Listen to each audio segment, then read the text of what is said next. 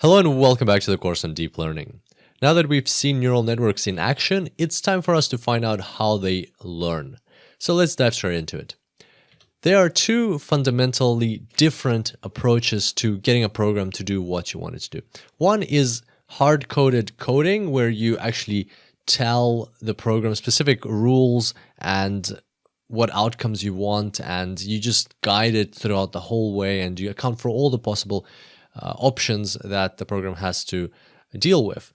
On the other hand, you have neural networks where you create a facility for the program to be able to understand what it needs to do on its own. So you basically create this neural network where you provide it inputs, you tell it what you want as outputs, and then you let it figure everything out on its own.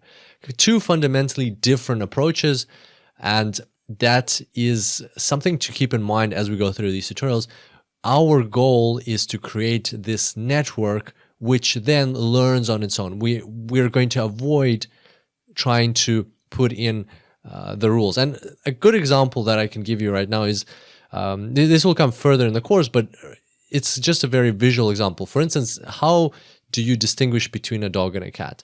For on the left side, on the approach that's depicted on the left, you would program things in like the cat's ears have to be like this, look out for whiskers, look out for this type of nose, look out for this type of shape of face, look out for these colors. You describe all of these things, and you'd have conditions like if the ears are pointy, then cat, if the ears are sloping down, then possibly dog, and so on.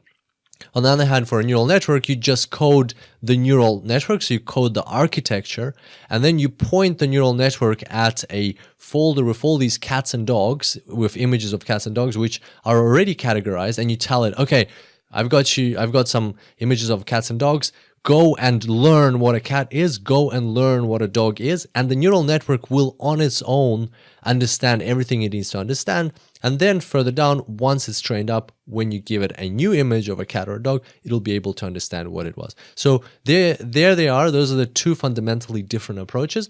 And today we're going to slowly start getting into how that second approach works. All right, so let's get straight to it.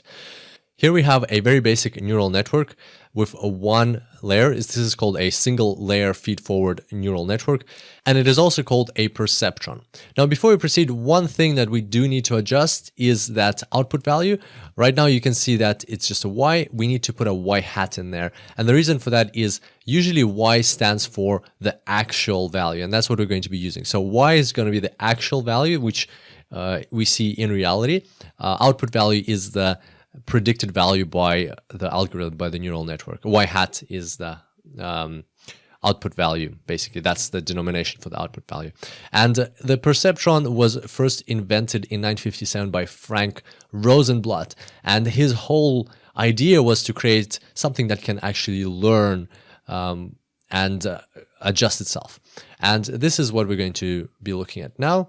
So we've got our perceptron. Let's see how our perceptron learns. So let's say we have some input values that have been supplied to the perceptron or basically to our neural network. Then the activation function is applied. We have an output. And now we're going to plot the output on a chart. So there it is, our output Y hat. Now, what we need to do is, in order to be able to learn, we need to compare the output value to the actual value that we want the neural network to get, right? And that is the value Y. And so if we plot it here, you'll see that there's a bit of a difference. Now, we're going to calculate a function called the cost function. It's calculated as 1/2 of the difference, of the squared difference between the actual value and output value. Now, there are many ways you can come up with a cost function. There are many different cost functions that you can use.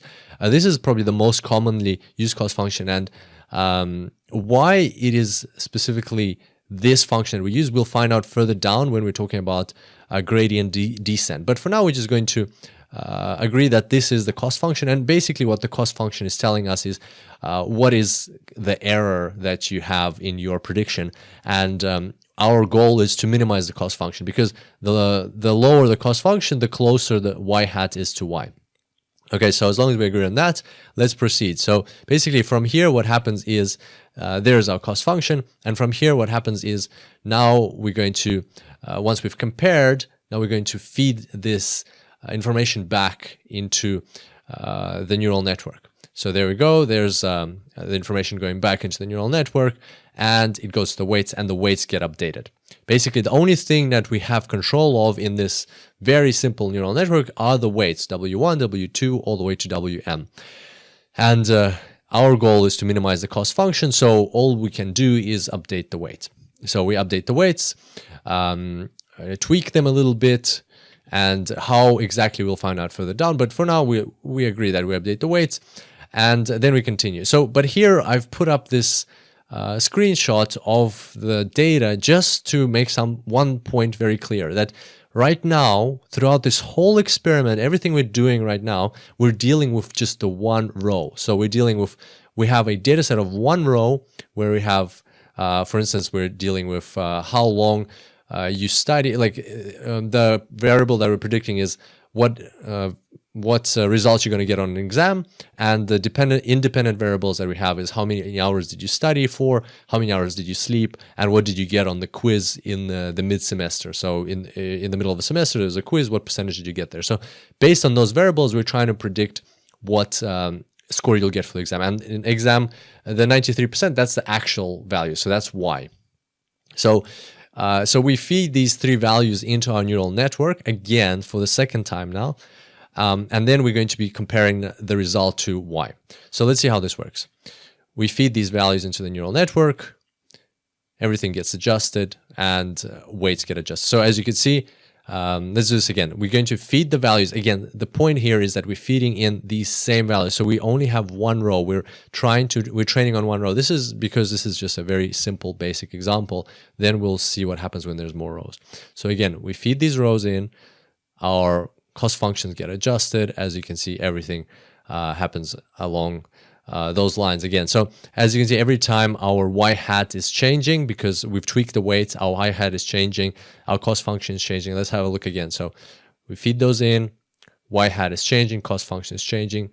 We get information back, feed back to the weights so that the weights get adjusted again. We feed in the same values every time. Everything gets adjusted, goes back to the weights. And one more time, feed in, okay.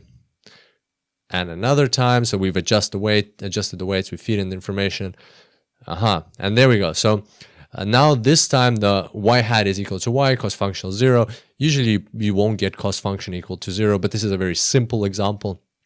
So hopefully all that made sense. Every time we feed in exactly that same row, because just in this case we're just dealing with that one row, into our neural network, where then the values get multiplied by the weights, the activation function is applied, we get y hat is compared to y, then we see how the cost function has changed, feed that information back into the neural network, and then just adjust the weights again. And then we repeat the same process again with the same exact row. We're trying to minimize that cost function. So up until now, we've been dealing with just that one row. Let's see what happens when you have multiple rows. So here's the full data set. We have 8 rows of how many hours you slept, or maybe these are different students taking the same exam, how many hours they studied, how many hours they slept before the exam, what they got on the quiz, and their final result on the test. And as you can see here on the left, I've got 8 of these perceptrons. Actually, they are all the same perceptron, so this is also important to understand. I just multiplied it, or like duplicated 8 times, just so that we can conceptually understand. But the important thing here, it's the same neural network. We're going to be feeding these into the one same neural network. So let's get started. So one epoch, as you'll hear Hadelin mentioning, one epoch is when we go through a whole data set and we train our neural network on all of these rows. So let's get started. So there's our first row, and there's y hat for the first row. There's the second row, there's y hat for the second row. So again, it's being fed into the same neural network every time. I've just copied them several times so we can visually see how this is happening. Then again, it's happening again. That's third row, fourth row. There's our y hat for the fourth row, and so on. Basically, then we get the same values for the remaining 4 rows as well. So every time we just feed in a row into our neural network, we get a value. Then we compare to the actual values. So there are the actual values. So for every single row, we have an actual value. And now, based on all of these differences between y hat and y, we can calculate the cost function, which is the sum of all of those squared differences between y hat and y, and all of that is halved. And there's our cost function. And basically now what we do after we have the full cost function, we go back and we update the weights. We update W1, W2, W3. And the important thing to remember here is that all of these perceptrons, all of these neural networks is actually one neural network. So there's not 8 of them, there's just one. And when we update the weights, we're going to update the weights in that one neural network. So basically the weights are going to be the same for all of the rows. So it's not the case that every row has its own weights. No, all of the rows share the weights. And so that's why we looked at the cost function, which is the sum of the squared differences.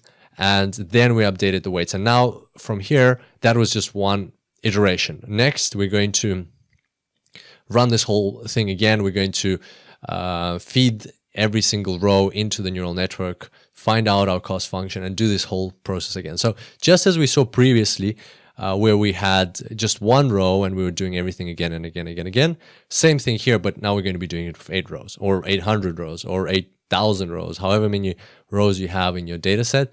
You do this process and then you calculate the cost function. And the goal here is to minimize the cost function and to get, as soon as you've found the minimum of the cost function, that is your final neural network. That means your weights have been adjusted and you have found the optimal weights for this data set that you're training on, and you're ready to proceed to the testing phase or to the application phase. And this whole process is called backpropagation. So some additional reading that you might want to do for the cost function, and I know we just talked about one, and there are many different ones. A good article is located on Cross-Validated. It's called A List of Cost Functions Used in Neural Networks Alongside Applications. So the URL is there, but you can just Google for that exact search term or search phrase, and this one will be the first one that pops up. It's actually got some good examples and application or use cases for different cost functions. So if you're interested to learn more about cost functions, check out this article. And on that note, I hope you enjoyed today's tutorial. I look forward to seeing you next time. Until then, enjoy deep learning.